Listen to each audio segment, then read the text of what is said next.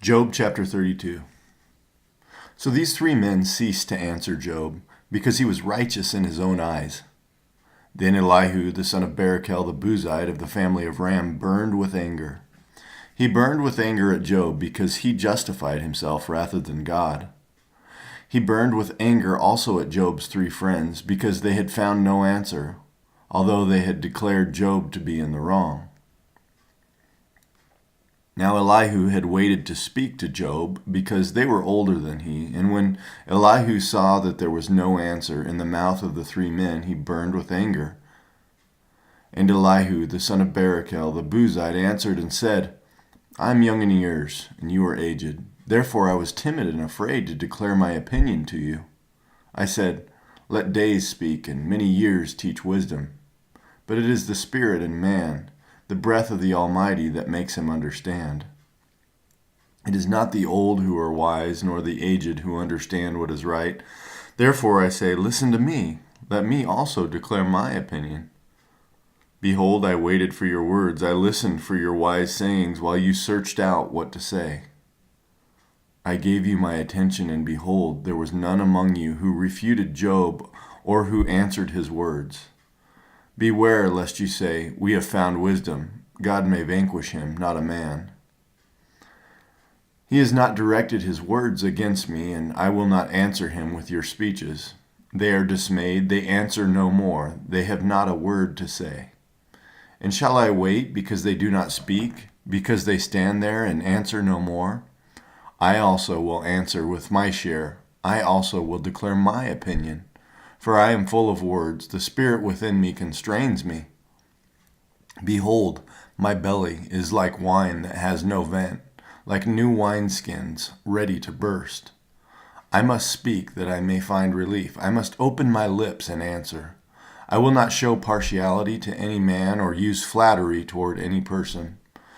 For I do not know how to flatter, else my Maker would soon take me away. Job chapter 33. But now hear my speech, O Job, and listen to all my words. Behold, I open my mouth, the tongue in my mouth speaks. My words declare the uprightness of my heart, and what my lips know they speak sincerely. The Spirit of God has made me, and the breath of the Almighty gives me life. Answer me if you can, set your words in order before me, take your stand.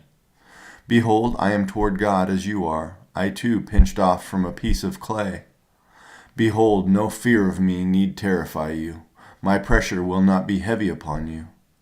Surely you have spoken in my ears, and I have heard the sound of your words. You say, I am pure, without transgression, I am clean, and there is no iniquity in me. Behold, he finds occasions against me. He counts me as his enemy. He puts my feet in the stocks and watches all my paths.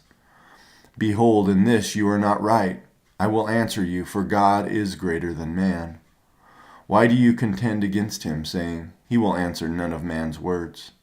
For God speaks in one way, and in two, though man does not perceive it. In a dream, in a vision of the night, when deep sleep falls on men while they slumber on their beds, then he opens the ears of men and terrifies them with warnings, that he may turn man aside from his deed and conceal pride from a man. He keeps back his soul from the pit, his life from perishing by the sword. Man is also rebuked with pain on his bed and with continual strife in his bones, so that his life loathes bread, and his appetite the choicest food. His flesh is so wasted away that it cannot be seen, and his bones that were not seen stick out. His soul draws near the pit, and his life to those who bring death. If there be for him an angel, a mediator, one of the 1,000, to declare to man what is right for him, and he is merciful to him, and says, Deliver him from going down into the pit, I have found a ransom. Let his flesh become fresh with youth. Let him return to the days of his youthful vigor. Then man prays to God, and he accepts him. He sees his face with a shout of joy, and he restores to man his righteousness. He sings before men and says, I sinned and perverted what was right, and it was not repaid to me. He has redeemed my soul from going down into the pit, and my life shall look upon the light. Behold, God does all these things twice. 3 times with a man, to bring back his soul from the pit, that he may be lighted with the light of life. Pay attention, O Job, listen to me, be silent, and I will speak. If you have any words, answer me, speak, for I desire to justify you. If not, listen to me, be silent, and I will teach you wisdom. Job chapter 34. Then Elihu answered and said, Hear my words, you wise men, and give ear to me, you who know. For the ear tests words as the palate tastes food. Let us choose what is right. Let us know among ourselves what is good. For Job has said, I am in the right, and God has taken away my right. In spite of my right, I am counted a liar. My wound is incurable, though I am without transgression. What man is like Job, who drinks up scoffing like water, who travels in company with evildoers and walks with wicked men? For he has said, It profits a man nothing that he should take delight in God. Therefore, hear me, you men of understanding. Far be it from God that he should do wickedness, and from the Almighty that he should do wrong. For according to the work of a man he will repay him, and according to his ways he will make it befall him. Of a truth, God will not do wickedly, and the Almighty will not pervert justice. Who gave him charge over the earth, and who laid on him the whole world? If he should set his heart to it, and gather to himself his spirit and his breath, all flesh would perish together, and a man would return to dust. If you have understanding, hear this, listen to what I say. Shall one who hates justice govern? Will you condemn him who is righteous and mighty, who says to a king, worthless one, and to nobles, wicked man? Who shows no partiality to princes, nor regards the rich more than the poor, for they are all the work of his hands? In a moment they die. At midnight the people are shaken and pass away, and the mighty are taken away by no human hand. For his eyes are on the ways of a man, and he sees all his steps. There is no gloom or darkness where evildoers may hide themselves. For God has no need to consider a man further, that he should go before God in judgment. He shatters the mighty without investigation, and sets others in their place. Thus, knowing their works, he overturns them in the night, and they are crushed.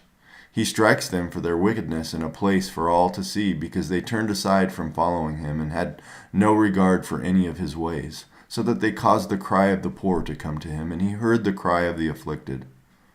When he is quiet, who can condemn? When he hides his face, who can behold him, whether it be a nation or a man? That a godless man should not reign, that he should not ensnare the people. For has anyone said to God, I have borne punishment, I will not offend any more? Teach me what I do not see. If I have done iniquity, I will do it no more. Will he then make repayment to suit you, because you reject it? For you must choose, and not I. Therefore declare what you know. Men of understanding will say to me, and the wise man who hears me will say, Job speaks without knowledge, his words are without insight. Would that Job were tried to the end, because he answers like wicked men. For he adds rebellion to his sin. He claps his hands among us and multiplies his words against God. Psalm 143, a psalm of David. Hear my prayer, O Lord. Give ear to my pleas for mercy. In your faithfulness, answer me in your righteousness.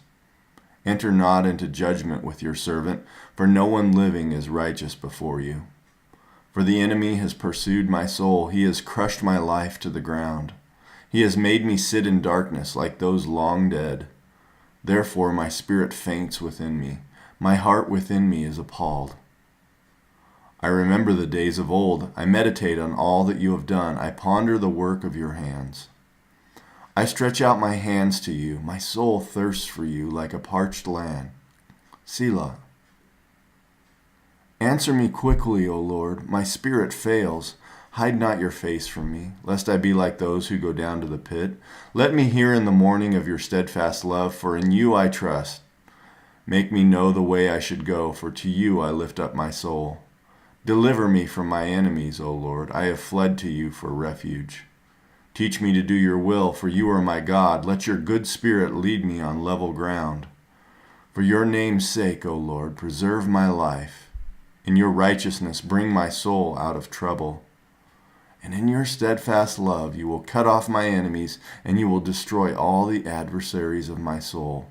For I am your servant.